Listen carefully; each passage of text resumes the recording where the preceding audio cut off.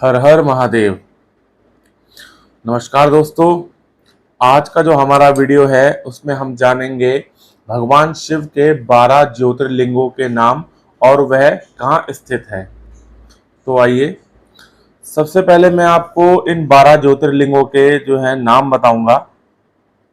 सबसे पहला जो ज्योतिर्लिंग है वह है सोमनाथ, दूसरा है मल्लिकार्जुन, तीसरा महाकालेश्वर, चौथा ओंकारेश्वर, पांचवा केदारनाथ, छठा भीमाशंकर, सातवां काशी विश्वनाथ, आठवां ज्योतिर्लिंग है त्र्यंबकेश्वर, नौवां ज्योतिर्लिंग है वैद्यनाथ, 10वां ज्योतिर्लिंग है नागेश्वर, 11वां ज्योतिर्लिंग है रामेश्वरम और 12वां ज्योतिर्लिंग है घृष्णेश्वर। तो दोस्तों, ये भगवान शिव के 12 ज्योतिर्लिंग हैं।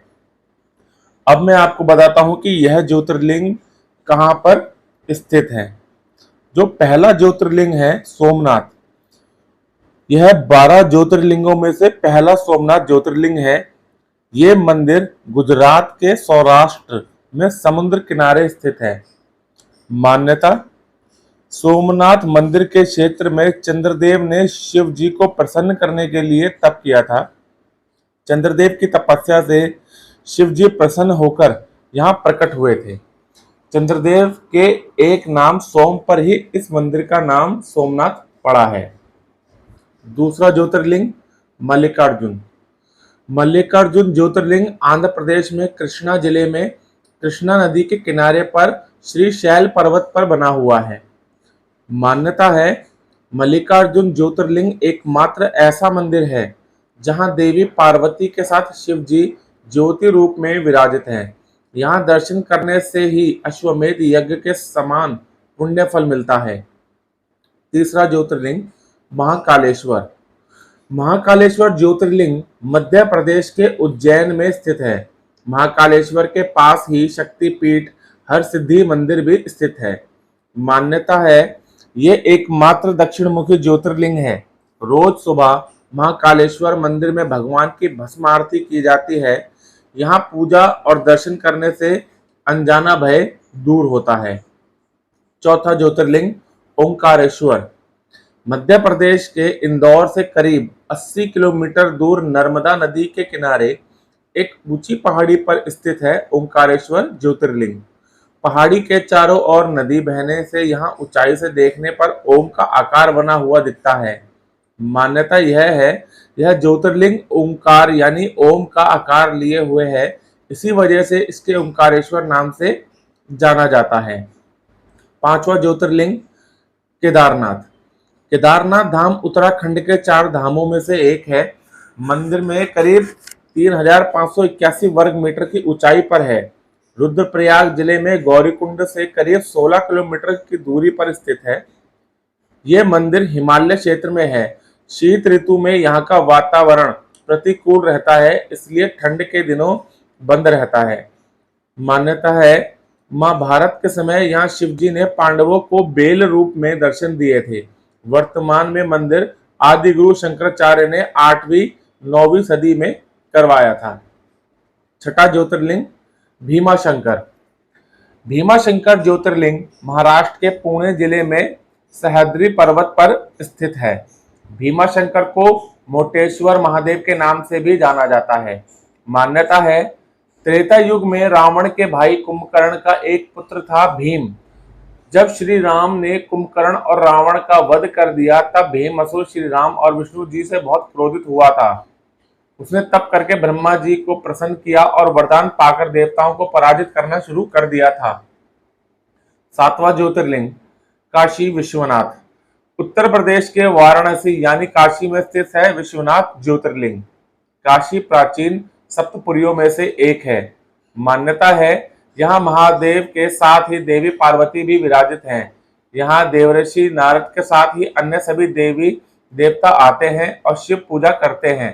इस क्षेत्र के संबंध में कहा जाता है कि जिस व्यक्ति की यहाँ मृत्यु होती है उसे मोक्ष मिलता है।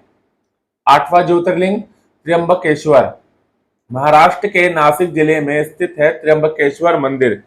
मंदिर के पास ही ब्रह्मगिरी पर्वत है। इसी पर्वत से गोदावरी नदी शुरू होती है। मान्यता है यहाँ स्थित शिवलिंग में ब्रह्मा, विष्णु और महेश की पूजा एक साथ होती है। इस क्षेत्र में गौतम ऋषि ने शिव जी को प्रसन्न करने के लिए तप किया था। उनकी तपस्या से प्रसन्न होकर शिव जी प्रकट हुए थे। तब से ही शिव जी यहाँ ज्योति स्वरूप में विराजमान है। नौवां ज्योतिर्लिंग वैद्यनाथ। वैद्यनाथ ज्योतिर्लिंग को लेकर कई मतभेद हैं। महाराष्ट्र स्थित वैद्यनाथ मंदिर और झारखंड स्थित वैद्यनाथ मंदिर को लेकर मतभेद है। झारखंड में देवघर जिले वैद्यनाथ मंदिर है और महाराष्ट्र में परली स्टेशन के पास ही परली गांव में भी वैद्यनाथ मंदिर है। मान्यता है त्रेता युग में रावण शिवजी का परम भक्त था। वह हिमालय में शिवलिंग बनाकर तप कर रहा था। तपस्या शिवजी प्रसन्न होकर प्रकट हुए। रावण ने वर मांगा कि वह यह शिवलिंग लंका में स्थापित करना चाहता है। शिवजी ने यह वरदान तो दे दिया, लेकिन एक शर्त भी रखी कि रास्ते में तुम ये शिवलिंग जहां रख दोगे वहीं स्थापित हो जाएगा। रावण इस बात के लिए मान गया। रावण शिवलिंग उठाकर लंका ले जा रहा था, तभी रास्ते में उसने गलती से शिवलिंग नीचे रख दिया। इसके बाद शिवलिंग वहीं स्थापित हो गया। रावण ने बहुत कोशिश की, लेकिन वह फिर से शिवलिंग उठा नहीं सका। निराश होकर रावण को अकेले ही लंका जाना पड़ा। इसके बाद सभी देवी देवताओं ने उस शिवलिंग की पूजा की तथा पूजा से प्रसन्न होकर शिव जी वहां प्रकट हुए और सभी की प्रार्थना सुनकर ज्योति रूप में यहीं विराजित हो गए। ये जगह वैद्यनाथ ज्योतिर्लिंग ही है। प्रसन्न होकर शिव जी प्रकट हुए थे, तब से ही शिव जी यहाँ ज्योति स्वरूप में विराजमान हैं। 10वां ज्योतिर्लिंग नागेश्वर। यह ज्योतिर्लिंग गुजरात के द्वारका में स्थित है। द्वारका से भी नागेश्वर ज्योतिर्लिंग की दूरी 17 मील की है। मान्यता है शिव पुराण की रुद्र संहिता में शिव जी का एक नाम नागेश दारुकावने बताया गया है। शिव जी नागों के देवता हैं और नागेश्वर का पूर्ण अर्थ नागों का ईश्वर है। 11वां ज्योतिर्लिंग रामेश्वरम। यह ज्योतिर्लिंग तमिलनाडु के रामनाथपुरम में स्थित है। मान्यता है त्रेता युग में रावण का वध करने के बाद श्री राम लंका से लौट रहे थे। उस समय श्री राम दक्षिण भारत में समुद्र किनारे रुके थे। श्री राम ने समुद्र तट पर बालू से शिवलिंग बनाया और उसकी पूजा की थी। मान्यता है कि बाद में यह शिवलिंग वज्र के समान हो गया था। श्री राम द्वारा बनाए गए शिवलिंग को ही रामेश्वरम कहा जाता है। 12वां ज्योतिर्लिंग घृष्णेश्वर। घृष्णेश्वर महाराष्ट्र के औरंगाबाद के पास दौलताबाद क्षेत्र में स्थित है। इसे घृष्णेश्वर या घुष्मेश्वर के नाम से भी जाना जाता है। मान्यता है पुराने समय में सुधर्मा नाम का ब्राह्मण था। उसकी पत्नी सुदेहा थी। उनकी कोई संतान नहीं थी, इसलिए सुदेहा ने सुधर्मा का विवाह अपनी छोटी बहन घुष्मा से करा दिया। घुष्मा शिव भक्त थी। शिव जी की कृपा से घुष्मा को पुत्र की प्राप्ति हुई। बाद में सुदेहा अपनी ही बहन घुष्मा से जलने लगी थी। जलन की वजह से सुदेहा ने अपनी बहन के बेटे की हत्या कर दी और एक कुंड में बेटे का शव डाल दिया। जब यह बात घुष्मा को मालूम हुई तो वह दुखी हुए बिना शिव पूजा करने लगी। शिव जी उसकी पूजा से प्रसन्न होकर प्रकट हुए और उसे उसका पुत्र जीवित लौटा दिया। घुष्मा ने शिव जी से प्रार्थना की थी कि अब से वे यहीं विराजमान रहे।